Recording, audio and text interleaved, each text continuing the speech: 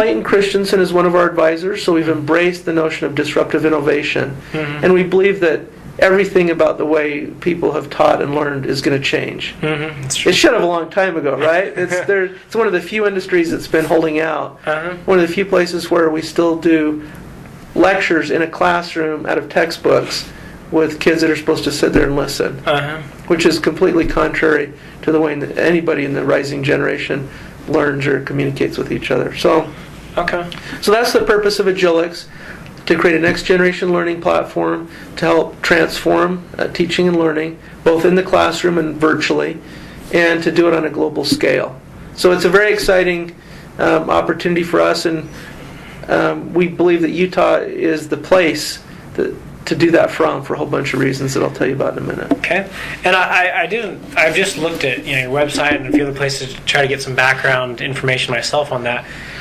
I just had a couple questions to clarify for me. Sure. Is your focus more on, providing tools for students, or is it providing tools for teachers, or what is the focus? Great question. We do both teacher tools and student tools, but our primary focus is to create the enabling technology platform. So what we do is called learning as a service. Just like you have software as a service with Salesforce.com and other things that are hosted in the cloud, we do learning as a service. So it's a platform and a set of building blocks that our partners can use to create solutions for students and teachers and administrators. We do have an example application that's called Brain Honey. And Brain Honey is really targeted at teachers and students that want to do online teaching and learning. It simplifies the process, it reduces the time required, and it provides a dramatic improvement in learning outcomes where people use that.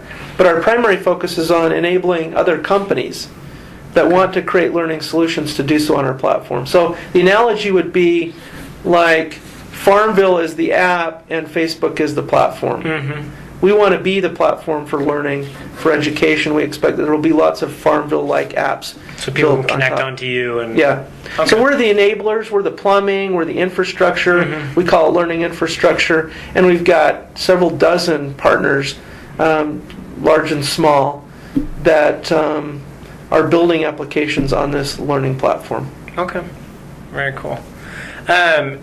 So talk a little bit about the growth that you have had here in the last 5 years then, and how you've seen, even in the short time you've been doing it. I guess not short, since 2001, is that what I saw? Yeah. So since then, how have you seen it change and grow and your company kind of evolve? So one of the things that we've seen is sometimes you can be early to a market. We've had the propensity to be early. We were early with Folio. Before the web existed, we were doing electronic publishing. We were early with Ancestry.com. It was one of the first online subscription services with Wall Street Journal and Consumer Reports. And now it's mainstreamed, right? But that's 10 years later, 12 years later. And we were early with Agilix as well, because we built the first tablet app in the world for the Microsoft tablet PC. Okay. And the problem was they didn't do it right. Apple did it right with the iPad, but that was 10 years later. So we literally shipped the tablet app in 2001, and we were ready to transform teaching and learning, and the market wasn't ready yet. So one of the things I would advise entrepreneurs is you can have a great idea, but you need to be right in timing and in positioning in the market, and you can be early. And so that's sometimes a problem. Okay.